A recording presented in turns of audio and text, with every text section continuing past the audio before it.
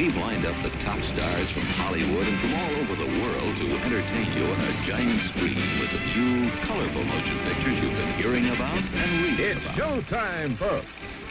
Enjoy the show. We're delighted to have you with us. They're driving theater. You'll find something to please you to add to your evening's enjoyment. Is pleased to bring you our feature presentation.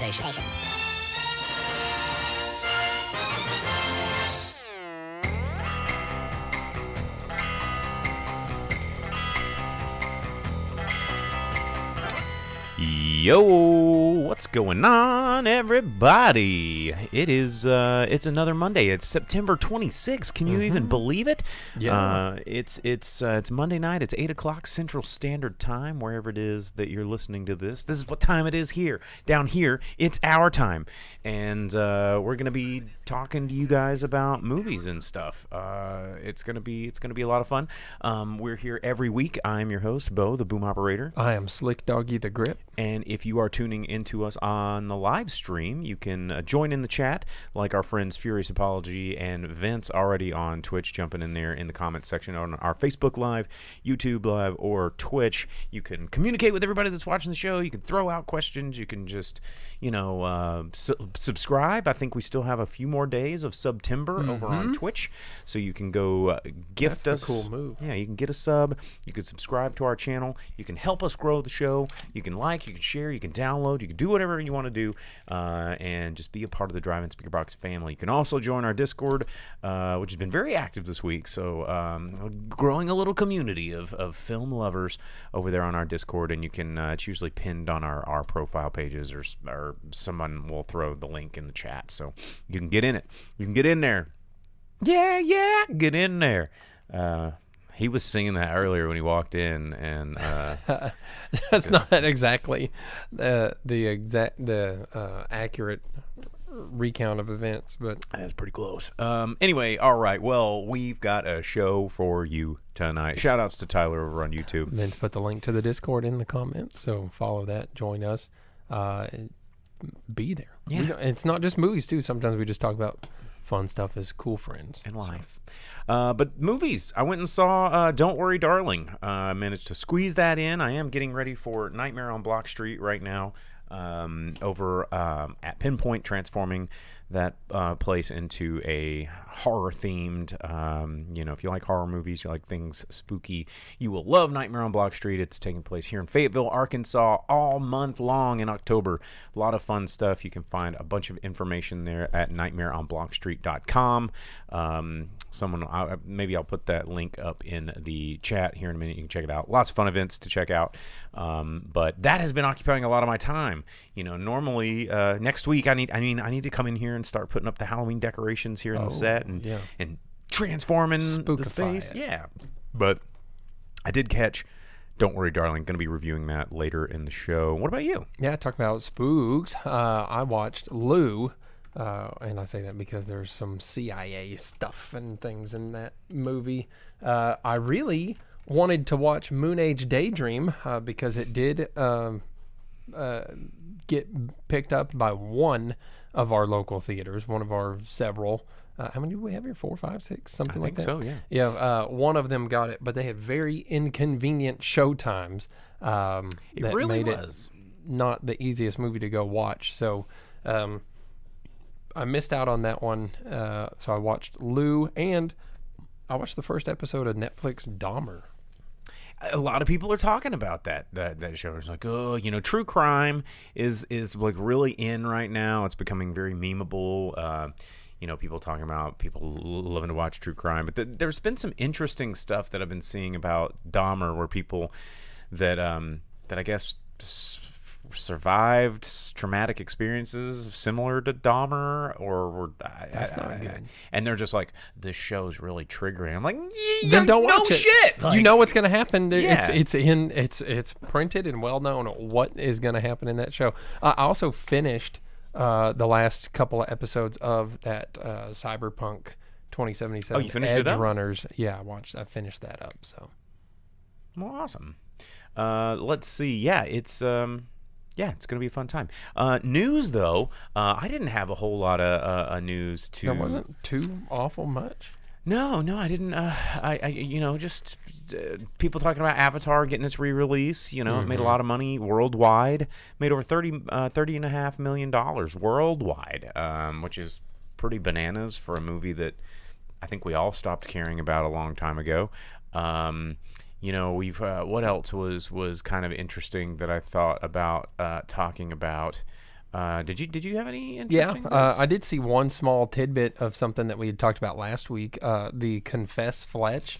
I guess John Hamm, it came out, had donated the majority of his salary, something like 60% of it or 40%. Stolen paintings. It was a 60-40, something like that. He donated a portion of his salary to keep that movie afloat and going. So that was pretty cool to hear. Something we talked about in our Discord, but haven't talked about on the show, is the child abuse scandal thing that Tiffany Haddish and Ari Spears were accused in has been dropped.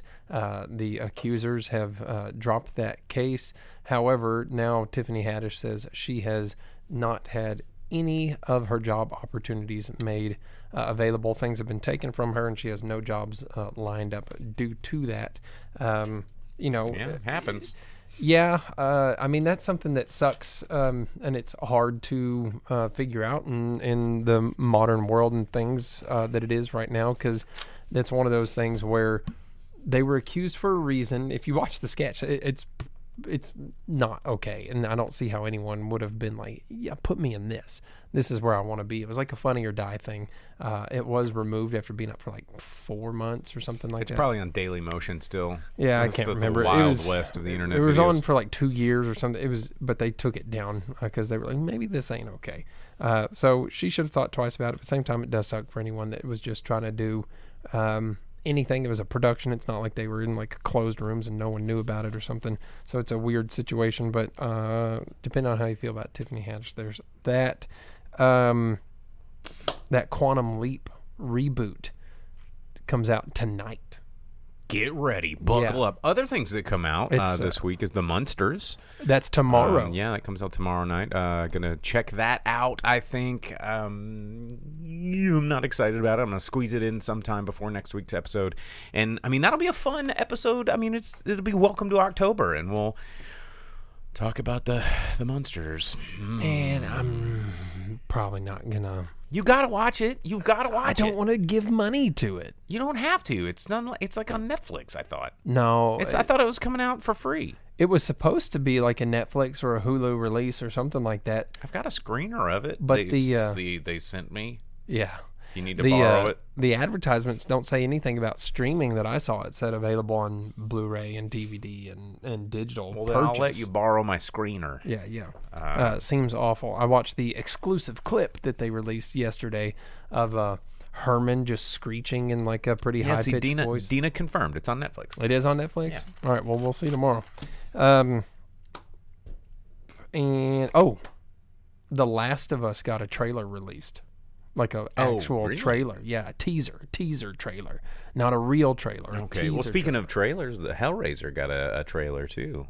So we finally get to see the female Hellraiser. Was that in the last week? Is that when I watched that? Mm-hmm. Which is pretty cool. I'm excited about it. But anyway, continue. Last of Us, I was just how going was to say, it? yeah, Last of Us got its teaser trailer. I mean, I don't know. It's a teaser trailer, so it's not a full trailer. It's more than what they had in that HBO coming up soon. Honestly, I think preview teaser thing, trailers are all we really need these days. Just like I mean, it's like 2 minutes long. Give us a so little. I don't know how it's not like a full like Barbarian trailer. Barbarian was a great trailer. Just give us just enough to be interesting. Although I don't think that tactic worked for the new film that I'm going to be talking about later, the Don't Worry Darling. This movie, I don't want to go into the full review of it yet, but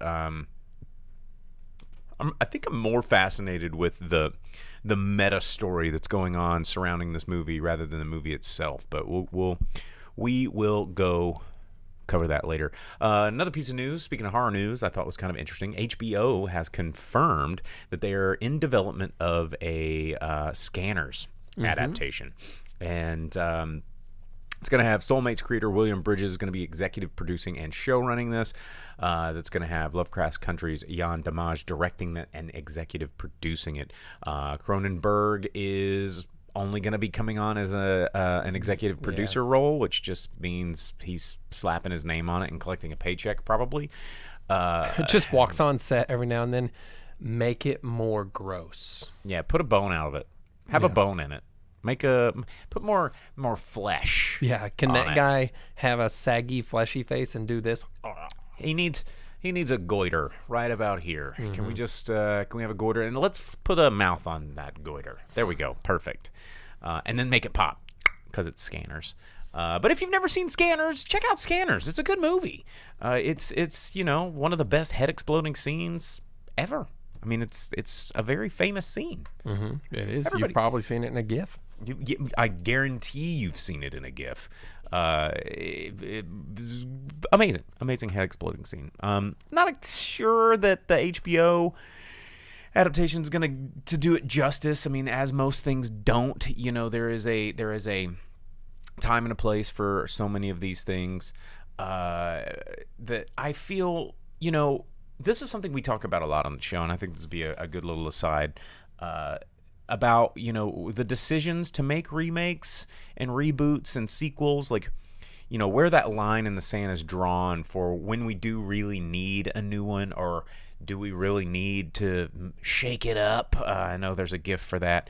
Like, when should we shake it up to make it hip for a new audience, or just like leave it the fuck alone? Like, Well, but so Cronenberg is a man that remakes all of his own stuff already anyhow.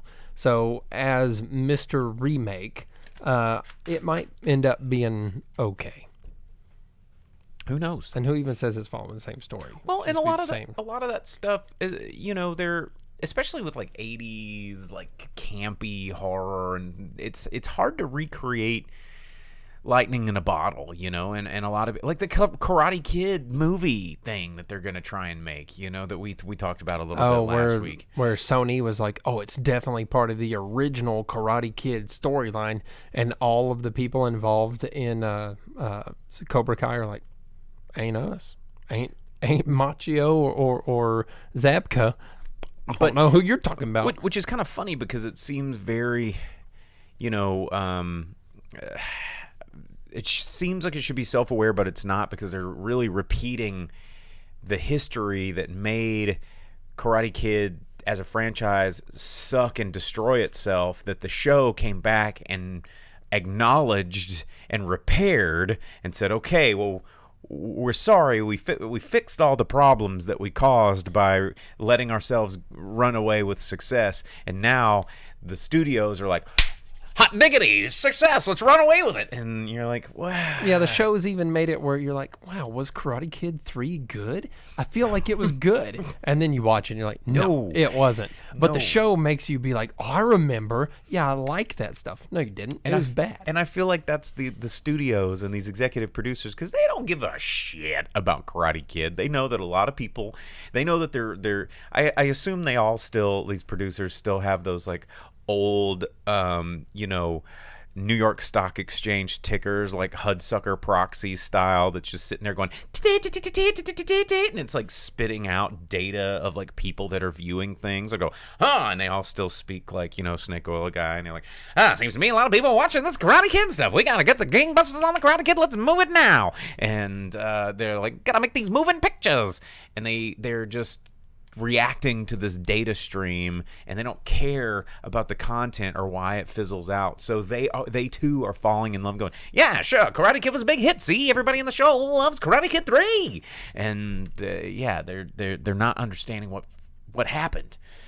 It's bad. It's just all bad. Talking about bad, Vince made a comment here saying that they created real life drama to surround the movie that you're going to review, the Don't Worry Darling. So without getting into any kind of review on it, there has been a crapload of drama of coverage in your Facebook Reels and YouTube Shorts. Flow, and then everyone talking about how all the co-stars hated each other except for Harry Styles, like spitting on Chris Pine, and and everyone avoiding Olivia Wilde, and and everything. So who knows? But I did see that today, following the release of the movie and everything, that all of its cast members have been nothing but positive about the release and promoting it on all of their respective social medias. Probably and things. Blair Witched us, and just, So I guess we'll learn more about that in your review We will. here in a little bit.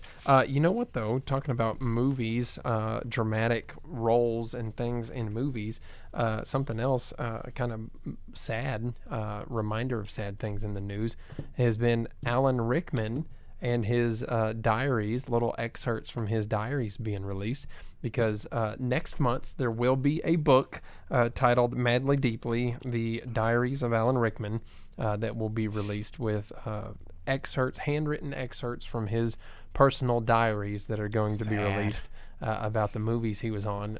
Most notably, the one that everyone's really paying attention the most to is Harry Potter, of course, because that's where most Professor people anymore. Yeah.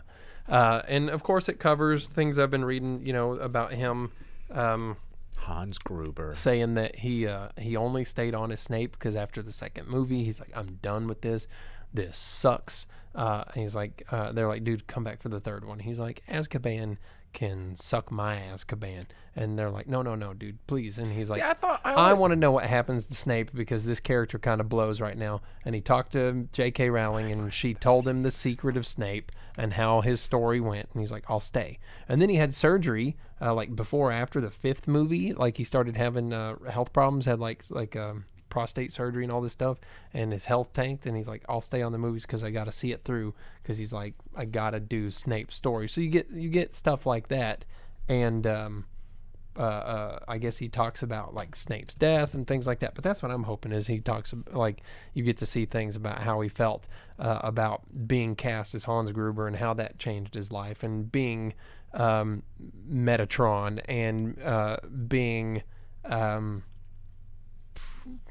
I don't know, the more obscure characters or things like that than Harry Potter. I hope there's some focus outside of that role, because in all the things I've read, not one time has Dogma been mentioned, and Metatron was a sick role.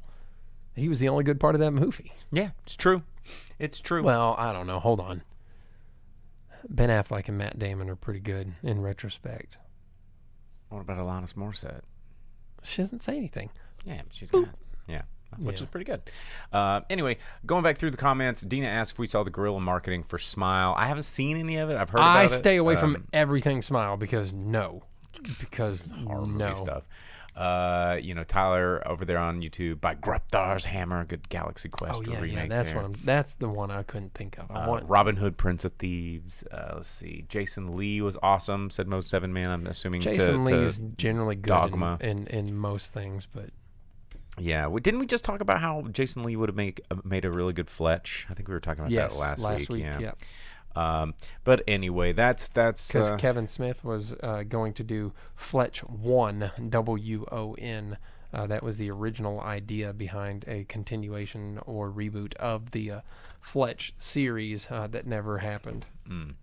Vince says it was supposed to be Emma Thompson in the script, not Alanis. Would have been a better choice. But didn't Alanis Morissette reprise her role as like God in that show, The Great North? Like one of the characters goes out and starts talking to God, but it's her imaginary friend, and it's Alanis Morissette. I think that's right. I don't know. I can't remember everything off the top of my head. But anyway, yeah, that's going on. Did you have any other news bits? I mean, I'm kind of low on news. I'm just one busy. last bit talking about Metatron, aka the voice of God, since God does not speak, because if she speaks, she blows the head off of Ben Affleck. Vader. Oh God, this.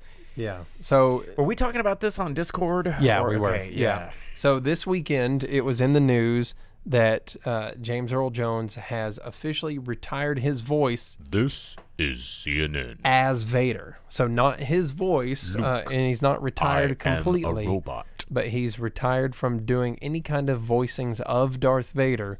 However, like a day or two later, it was then announced that he had signed off his rights to an AI voice generator that does celebrity voices and things like that, so that his voice could be preserved and used as Vader without him doing anything. So James Earl Jones... That better be a rad check. Yeah, James Earl Jones won't officially be using his own voice or any physical effort to be Vader, but a computer will now be generating his voice as Vader. I wonder if it's going to have the cadence of like the TikTok woman. Like I can't... one of the reasons I can't do TikTok and I can't watch TikTok is it's always like, Law, I go to the pancake store. Oh, it's OMG great. And you're like, why are people putting the captions on to make this woman butcher the English language robot woman? Like, is it James Earl Jones going to be like, Luke, I am your father? No, there was actually a couple of those. There's websites out there where you can type in sentences and have it said in certain voices of characters and actors and things like that. And some of them can sound pretty good and convincing. So I'm hoping that that's how it is. Plus, it's going to be AI, and I'm sure it's going to be tweaked by some sort of professional and make it where it sounds pretty good. And then really all of us are going to sit there and like make James Earl Jones go pee pee poo poo ding dongs. You may or not have access to it. Vince said that on the CNN app, there's an option where you can actually make it where it's James Earl Jones' voice every time you open the application. But I mean, Hold on. I like Mode 7 Man's recommendation. Paul Rubens should step in and be the voice of Vader. And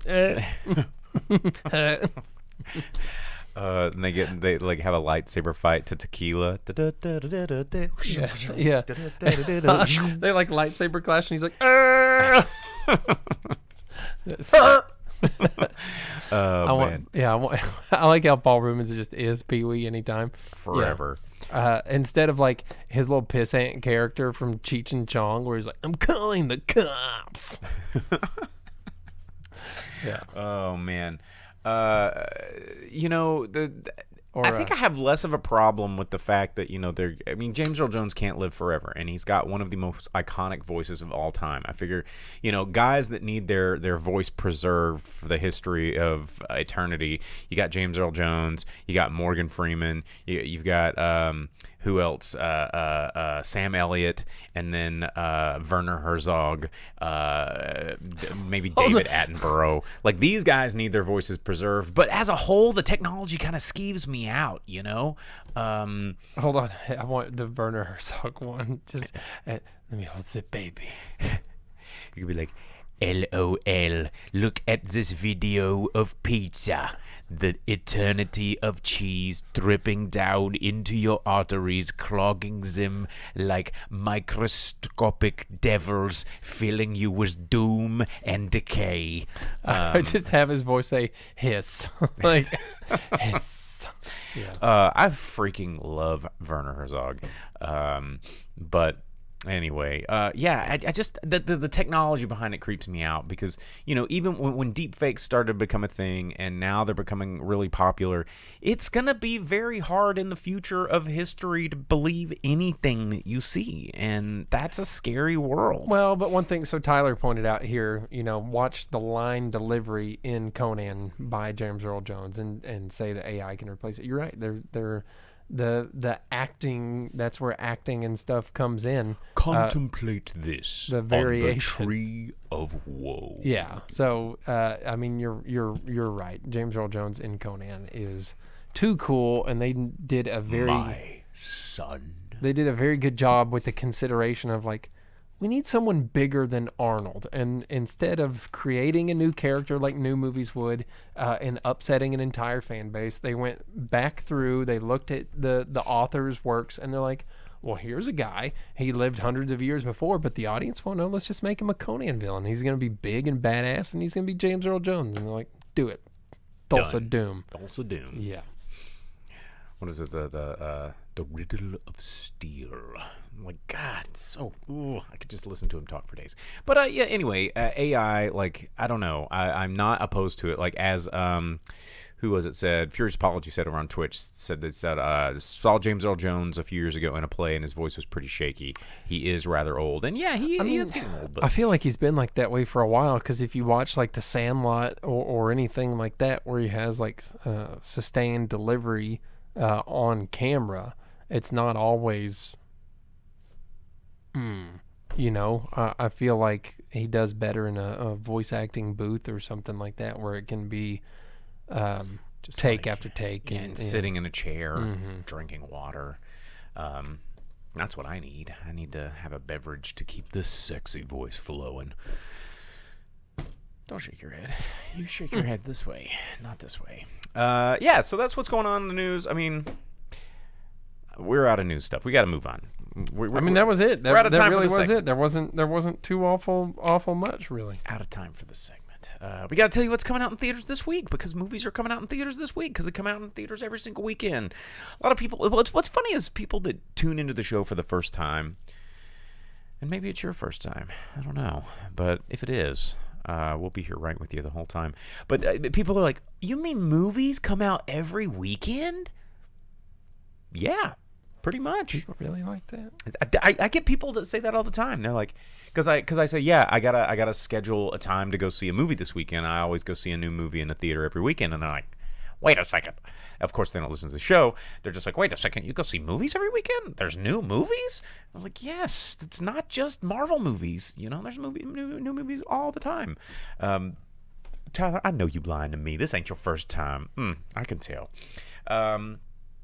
Let's see what is coming out in theaters this week. Probably 3 larger movies that are hitting theaters. Of course, the one we'll start.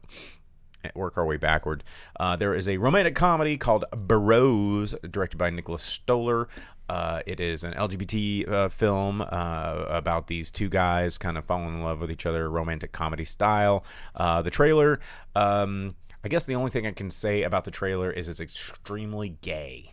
And and that's the joke, is if you've seen the trailer, they're kind of making fun of how gay it is, and it's just a boy meets bro love story. It's this very, to use a very 90s term, metrosexual gay man from the city, kind of having a romantic comedy situation with this other gay gentleman who is very like, yo, dude, sports, but also I'm gay, and it's just this. It actually kind of does look funny. There's a scene in the trailer where they're at the park, and there's these guys throwing the football around, and they're over there having. It looks like they're like about to get in a fight, and these other dudes like come over and they're like, oh, let's break it up, and then they start smooching. They're like, oh wait, sorry guys.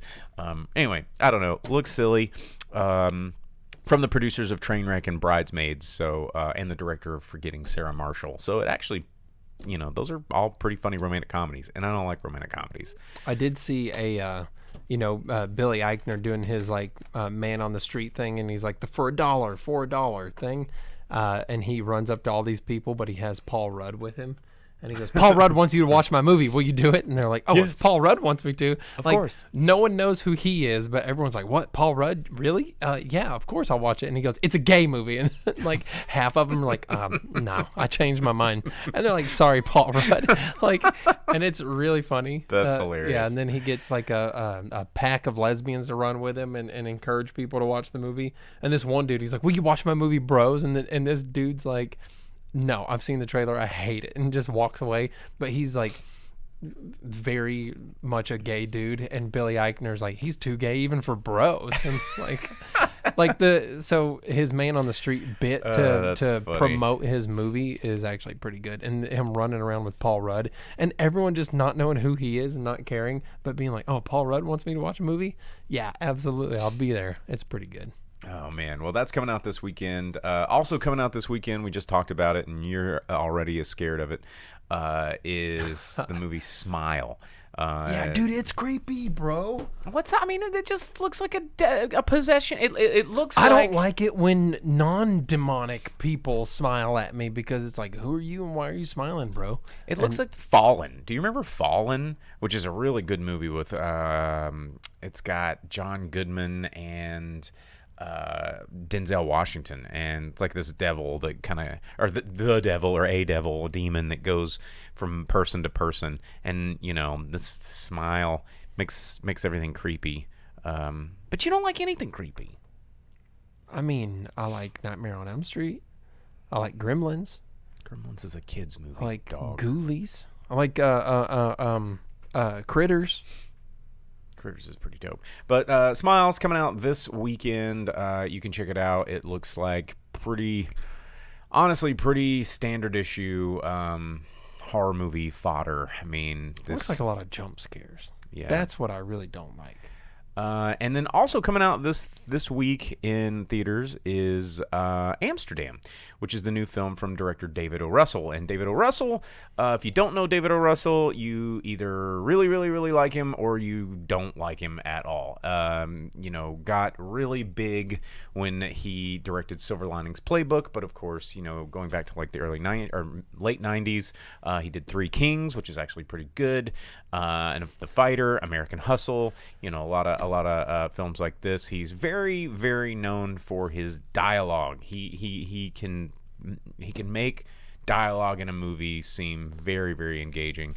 And Amsterdam is set in the 1930s. It's about these three friends witness a murder and are framed for it, and it uncovers one of the most outrageous plots in American history, of course, to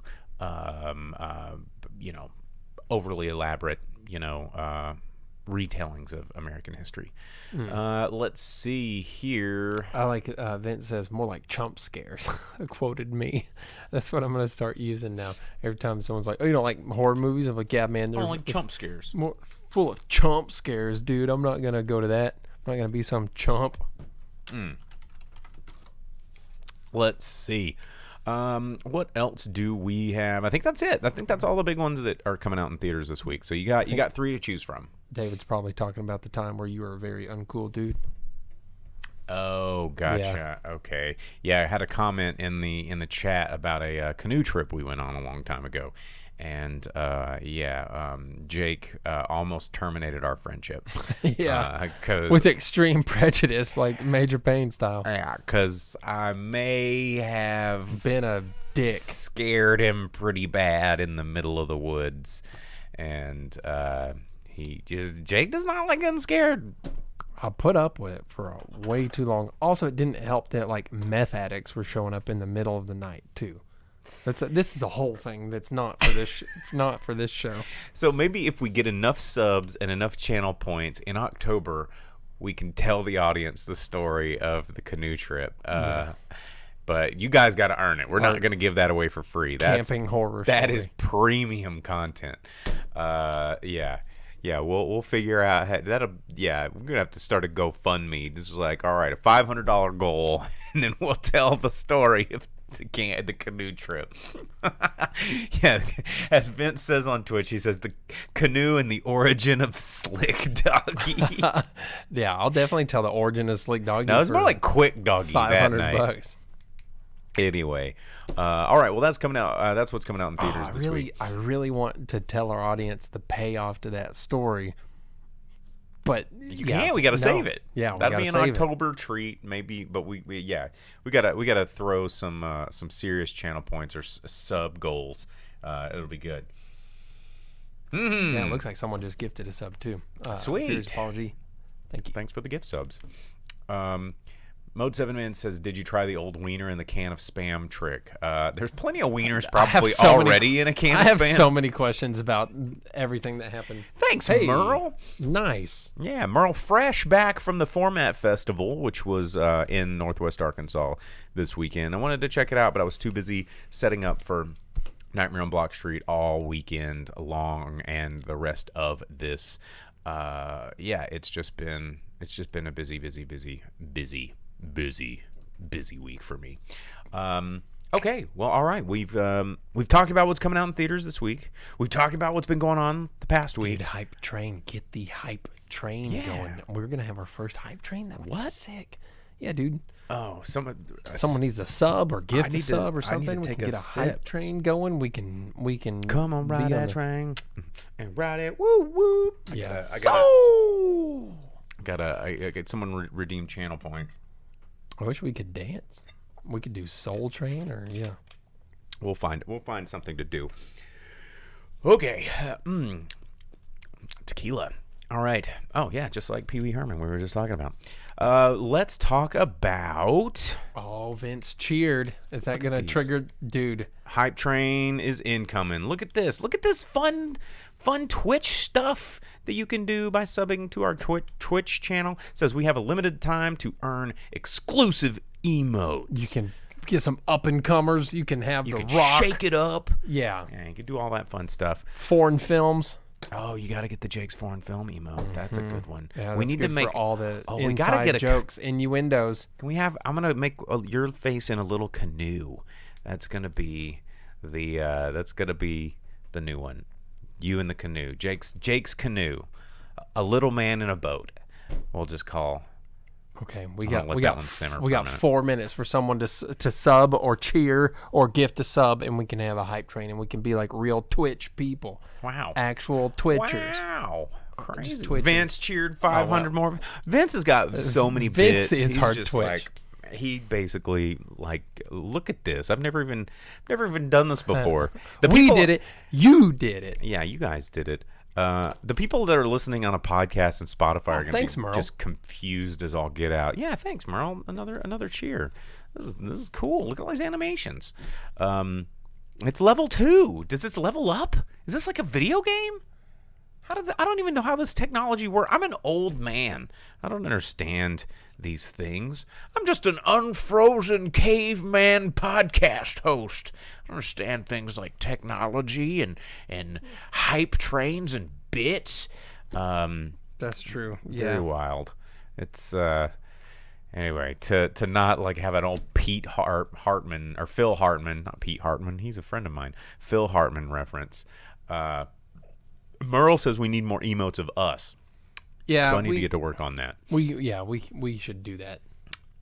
Yes, we should. I don't know how. I'm not good with computers, dude. I'm a dumb idiot. Well, we can teach you these skills. Let's see. Okay, well, let's review a movie. We need to do that. Let's talk about the movie that you watched. What was it called? Lou.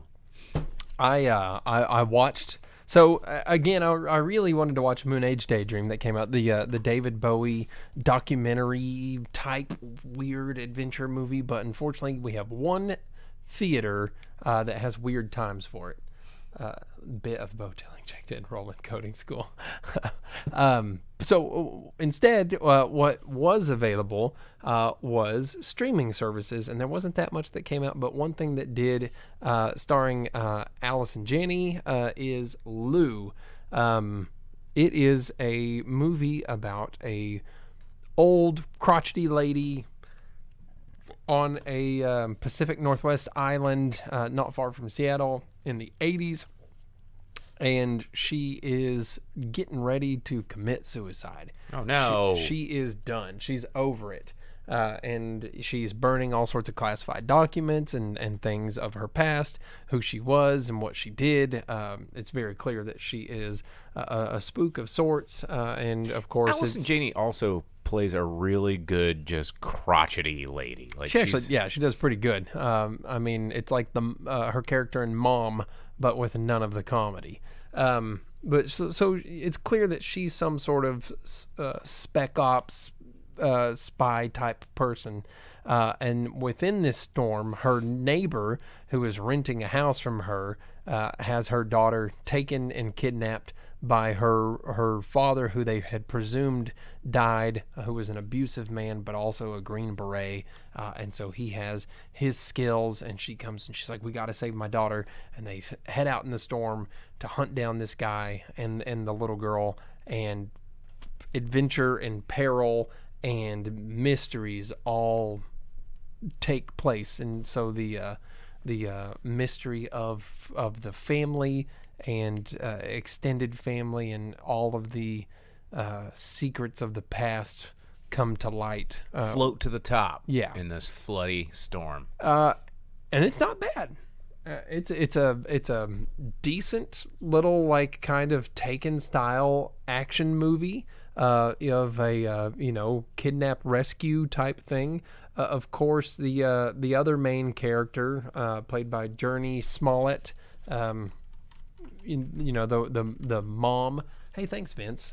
Yet again, she plays the character that doesn't listen. There's the highly skilled, very deadly, super competent, intelligent person played by Allison Janney, Lou, the title character, and then there is the mom that's there just to ruin everything.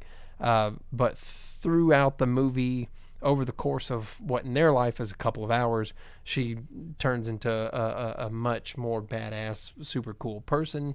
But the journey to get there is really what you're there for, and it's not bad. It stays exciting. It has a set of skills. It's paced well, and the revelations, while pretty easy to guess the twist and things that are going to happen. Of course, still are good enough to capture your attention and maintain it for the runtime of the movie, and I liked it. Mode 7 Man on YouTube asks, is there a montage? No. No montages. Yeah, there you go. No montage. It's set in the 80s, but it's not made in the 80s. All right. So, yeah. And then, you know what? Just real quick, since it's on Netflix and me and things I watched, I did start watching the Dahmer series. I watched that first episode. What are you? Are you traumatized? No, but I know everything that happened. Like, I know the story. Yeah, no spoilers. What happened to Dahmer? Yeah. And since it is the first episode, it's a 10-episode series about everything. The first episode, he brings this guy home. He's going to kill him, of course, and it's all the things. And the whole time I was sitting there with my girlfriend, and I was like, I hope this guy gets away. I hope this is the guy gets away. She's like, what? I'm like, well, Dahmer, people ran away. The police found one, took him back to Dahmer. And he's like, oh, yeah, we're just gay and doing drugs. So can I have him back? Hey, thanks for the gifted sub. Man, and we're still on that level 3 hype train, guys. So sick. Yeah, we got 2.5 minutes to try and get this sucker to level 4. But you get to see how it ended, and then and then the rest of the series is reversed and progresses to that point and beyond. It seems like if that's your kind of thing, thrillers and horror and true crime all wrapped into one, that it could be pretty cool. But at the same time, glorifying serial killers is always a dangerous thing. Yeah, it kind of is. And we seem to be really doing a good job of it right now. The actor, what's his name? Evan Peters, is that right? The dude that played Quicksilver in the X-Men movies. Yeah. He's creepy as hell as Dahmer, man. Just as creepy as can be. So, looks like it might be good. Like you said, horror stuff isn't really my thing, but hey, thanks for the cheers apology. It's there. It's out there. It's a thing. It's only 10 episodes. There clearly won't be a sequel to that, since Dahmer was killed in 94. Yeah. Sorry, spoilers. But right now Netflix doing a good job, and there was another movie that was released, Jazzman. It's supposed to be really good. It came out on Netflix. So right now Netflix is trying to make up for all their lost audience with their trying price hike announcements and their announcement of addition. As if not everybody else is hiking prices. Well, at the but same Netflix time. was like, we're going to add commercials, and instead of knowing the whole story, just like everyone else. Yeah, Hulu everyone and dropped Disney it. Plus. Hulu's and always YouTube. had commercials. YouTube's always. Oh wow. It's what I have a theory about, like rules and punishments and gifts and rewards. And if you start with everything free and then realize that you can't do it that way, and you go, we're gonna have to start charging. You're like the most evil person on the planet. But if you start with everything being expensive, and you go, you know what, we're gonna knock off $1.99, then everyone's like, yay! And you can be kind of meeting in the same goal.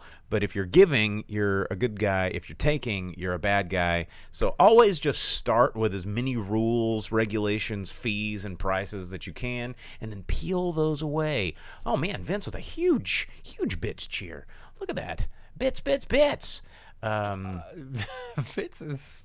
He's just throwing it down there. We made it to level 4 hype train, Dude, guys. that means you get level 4 emotes. Time to unlock them. Whoa. You can get them right here, right now. Twitch is just getting crazy right now. If you are not on our Twitch stream, we do this live. The show is live. We don't script this thing. We just get at it. Dina asks Vince if you are drunk. It's Mode 7 asks we should have a basic tier that shows only our shoes. And nobody wants to see that cam. I mean, we have the weird webcam cam, and it's kind of already weird. It just shows our, like, man boobs. That's just not fun. Anyway. Yeah, so Lou, in theaters right now. You can check it out. There we go.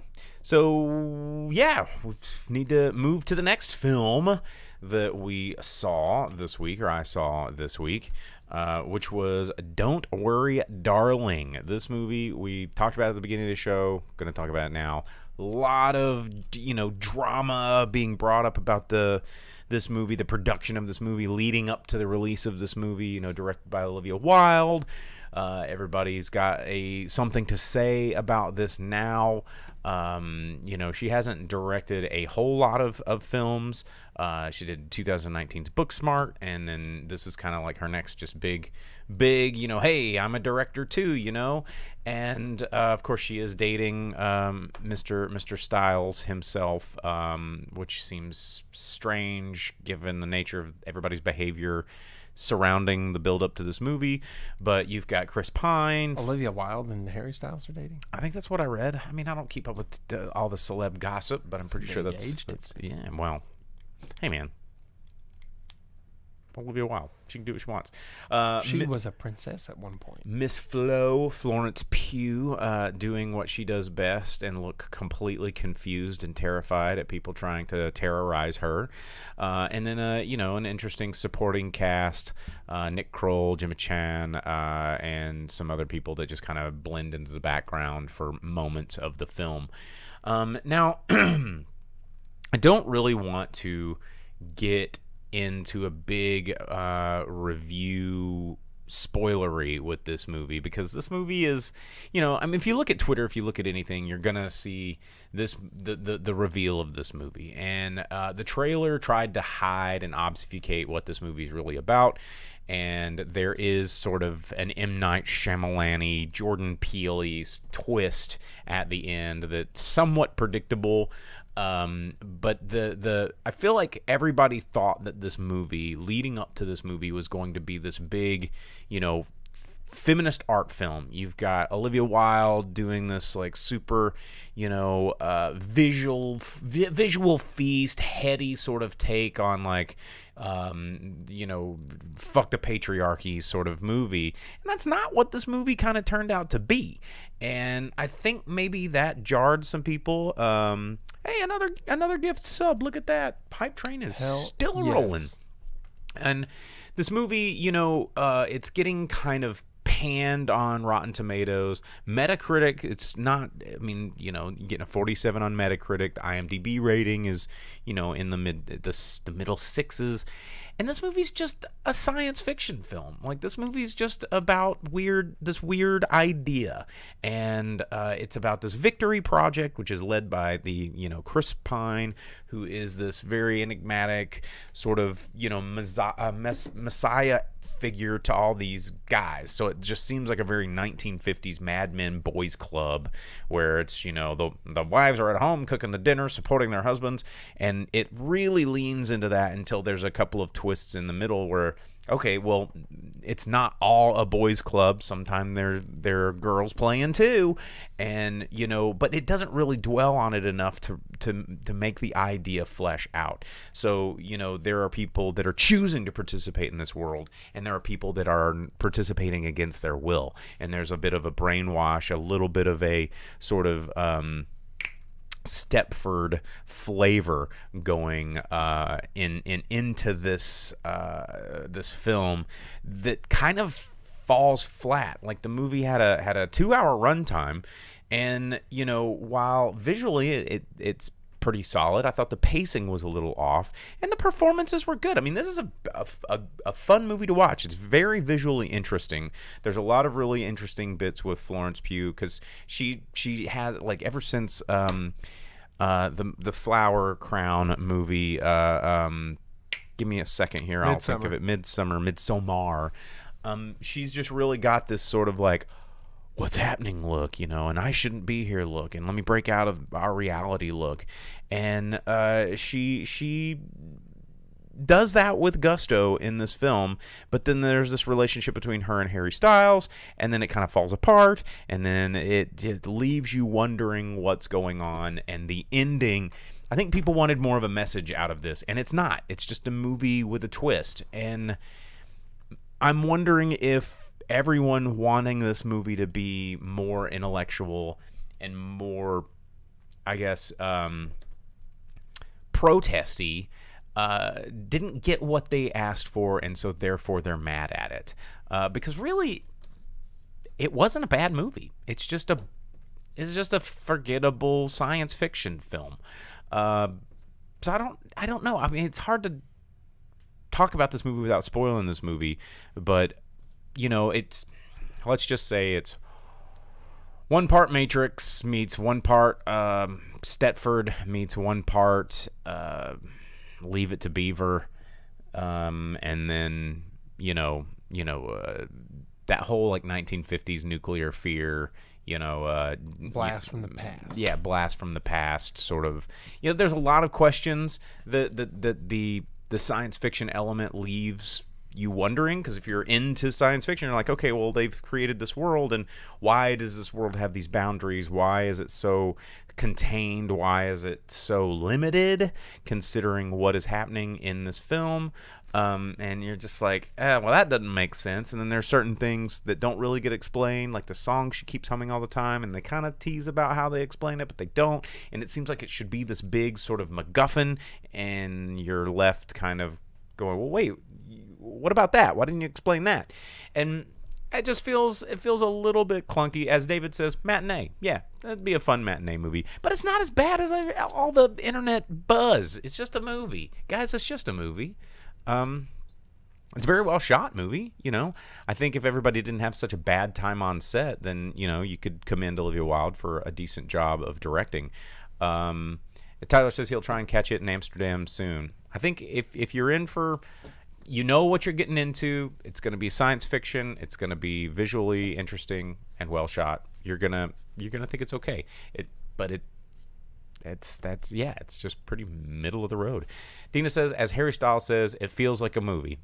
Yeah, well, what more did you want it to be? And I think that's the thing that's getting in the way of this movie's success and acclaim from people that are reviewing it is I don't think people knew what they wanted it to be. And sometimes it's okay just being a movie. Yeah, I was about to say sometimes anymore feels like a movie can be a pretty positive thing instead of feels like an extended TV production or feels like a commercial or feels like it could have been made into a short film or something.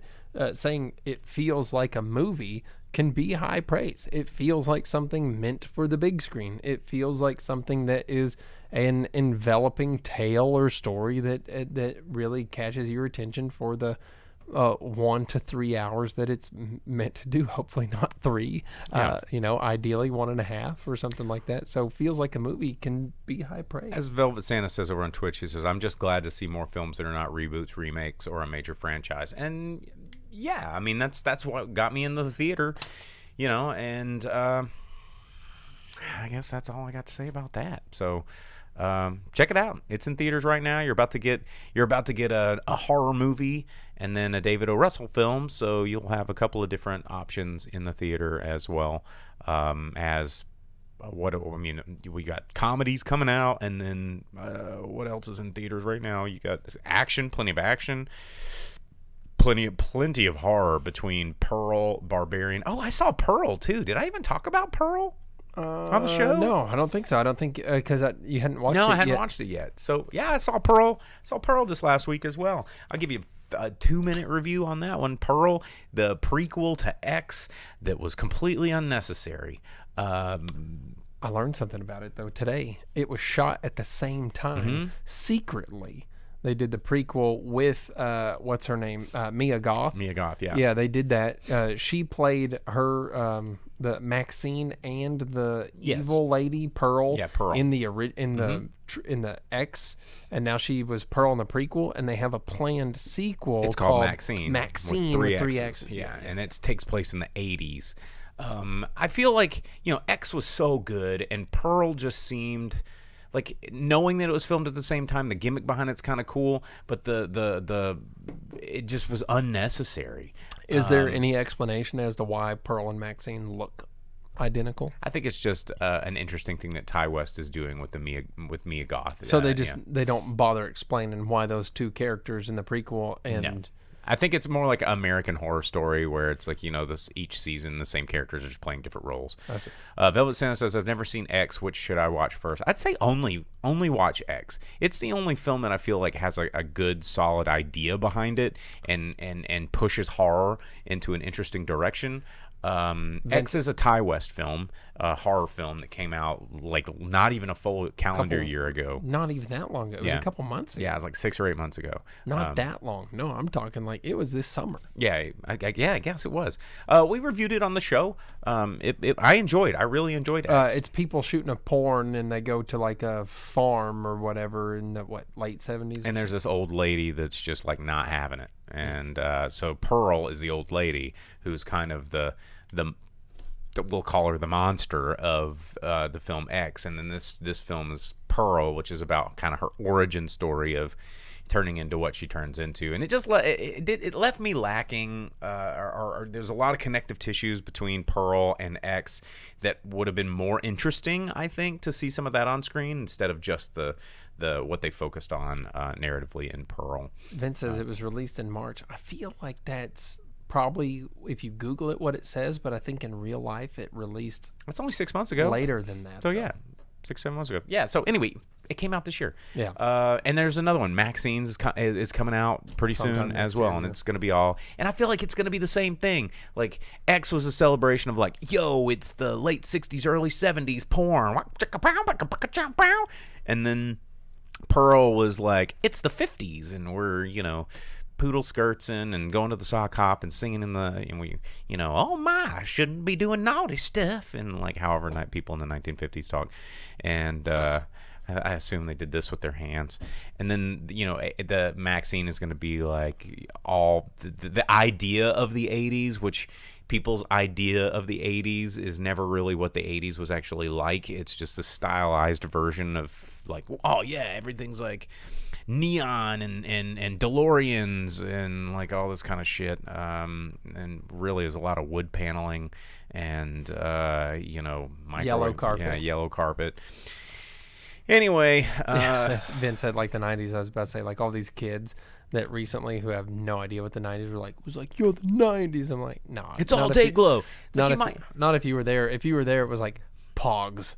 Yeah, you'd have like one day glow windbreaker that you had, just like the one. And everyone's like, no, everybody dressed like this all the time, always. It's like, nah, dude, you had like the one day glow. I had like a really puffy NBA jacket. Oh yeah, was it like a Hornets jacket? That was always no. My brother had one. I had a Bulls, bro. Nice. Those puffy jackets are ridiculous. And then also we had a Raptors one because Raptors was a new team on the scene, and it was like, yo, the Raptors in Jurassic Park, and I had every Jurassic Park toy because 90s. Yeah, the Jurassic Park toys were cool. X-Men was hot AF because 90s. Well, let's hit that box office because we only have a couple minutes left of the show. We're going to give you the domestic box office from September 23rd to 25th, 2022. That's what we do.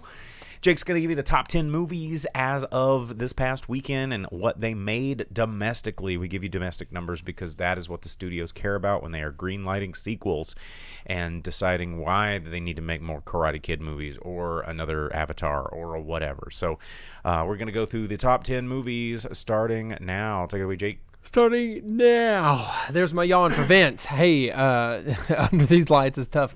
Coming in at number 10, dropping down from the ninth spot, but still hanging in there 10. In the top 10. And it's 13th week of release. We got Minions: Rise of Gru brought in just over another $1 million, bringing its domestic total to $365.5 million in the United States. Absolutely killing it. And coming in at number 9, a surprise number 9, dropped down 3 spots. I think that's the biggest drop that this thing has suffered in its entire runtime. In its 18th week of release, Insane. Top Gun Maverick brought in another $1.6 million, domestic total $711 plus million, with its worldwide total nearing $1.5 billion, killing it. That movie is actually a lot of fun. Go see it before it leaves theaters if you have not seen it yet. I think they have added footage to it now. You'll get to see and have How an is it experience still that in we have not 2,000 had. theaters and after almost... Because it's good. Okay. And Tom Cruise. Yeah, okay. What other movies does it have? What else can compete with it? Nothing. 20 weeks. That's like, that's getting into those like IMAX movies where it's like, The Mountains. That was always a joke. And older episodes of the Drive-In Speaker Box, like the 101th movie in America. Yeah, is we like used to do IMAX that. Mountains. We used to do, and just for fun, and scroll all the way down. It's like IMAX. 12 people watched it this week. It's been out in theaters for 157 weeks. Yeah, but it's one of those things where what else has come out within that 20 weeks to compete with it? Nothing. They had like Thor that came and went. They had whatever. It's all come and gone. Top Gun's killing it because it's like the action movie. It's fun. It's good. It has good acting. It has good graphics. It has... I'm not going to say music because they cut all the good stuff out. You have to wait until the credits to hear the Top Gun theme, and you have to sit through only 20 seconds of the beginning with any bit of Kenny Loggins, and you get none through the rest of it. But everything else about it's really good. Coming in at number 8, dropping down 1 spot in its 9th week, DC League of Super Pets, still hanging in there. $1.75 million brought in this week for its domestic total of $90 million. Still hanging in there. Probably hasn't made anywhere near the money they were expecting for a Dwayne Johnson and Chris Rock led DC movie with animals doing people things. That's usually A lot of DC trailers were in the theater this weekend too. They played the Shazam trailer back to back with Black Adam with like another DC thing. It was just like DC. I mean, there's a lot of it. Number 7, coming in its 8th week, Bullet Train, $1.8 million this week, bringing its domestic total up to $99.25 million. I'm also surprised at how long this one's hung in theaters. It doesn't seem like a movie that would have, but it did. And I think it's gotten its like word of mouth around. People like us being like, it looks real dumb AF in the trailers, but then you watch it and it's actually really good. And everyone I've talked to have been like, it's really good how every character gets to be a character and you get to see things about them in this movie. So that's a pretty good time. And then coming in at number 6 in its 2nd week of release, bringing in $1.9 million, Pearl, that you just talked about. So its domestic total only at $6.6 million in 2 weeks, even for a horror movie. And in almost 3,000 theaters. Yeah, not great.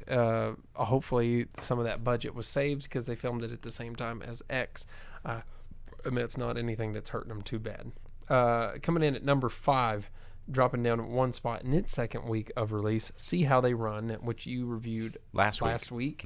$1.9 million, bringing its domestic total up to $6 million.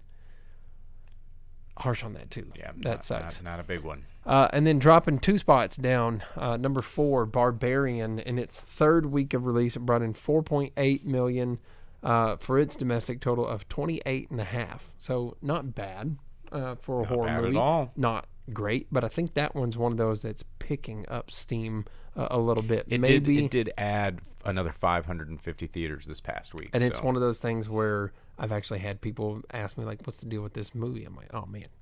Go see it. From the review and what I was told off camera, it's something to see. So I think that's one of those that may hang on a little bit and be able to make some money for it. Reopening at number 3 in its 1st week of reopen, Avatar. How weird is this? $10.5 million brought in.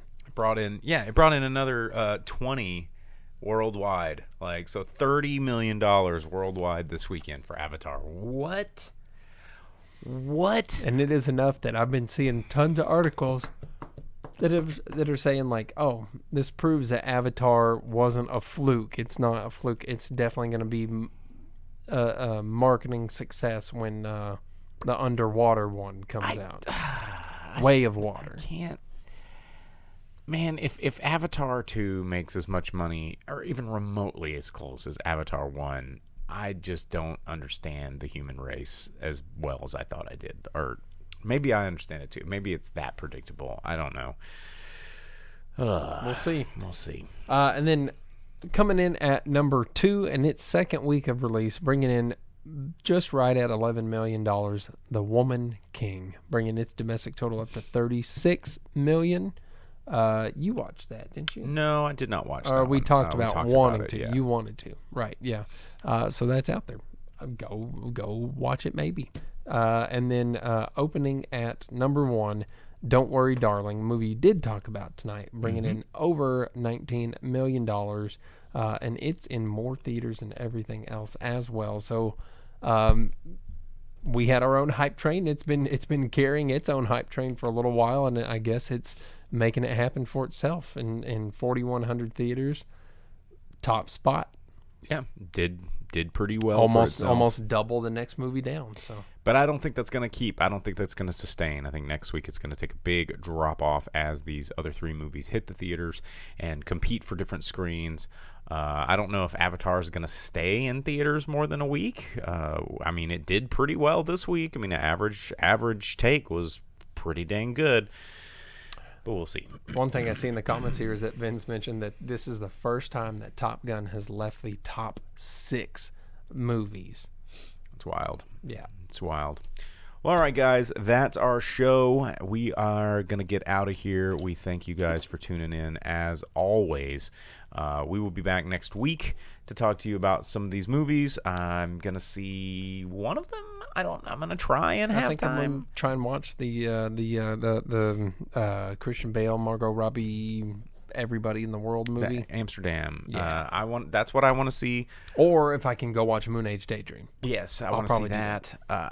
This week's going to be really tough. So if I get to see a movie, it'll be on Sunday, maybe. I've got a really big week ahead of me. So we will cross that bridge when we get there. But if you live in the Northwest Arkansas area, Nightmare on Block Street, it's happening this Friday. NightmareOnBlockStreet.com. Check it out. And feel free to join our Discord. It's been in the chat. It's attached to our profiles. Like, subscribe, communicate with us. It's going to be a good time. And if you want to download this podcast and listen to it on the way, I know that I discovered the error. Some of our viewers told us that the last week's episode was not listed in our Spotify's and all that stuff, but it is now. It did not upload properly last week, so it's up. This episode will be up as well as soon as we leave the studio, and I guess that's it. Yeah. Hey, thanks for all the subs and the gifted subs and the cheers and the hype train. That was cool. That's the first time we've had a hype train, so that is killer. We're becoming real Twitch people, and that is fun and exciting, and appreciate it. All right. We'll see you guys next week. Take care. Bye. As you leave the theater, folks, please be careful. Don't let this happen to your car. Be sure to remove the speaker before you leave. If you should accidentally pull a speaker loose, please turn it in at our snack bar or box office. Thank you.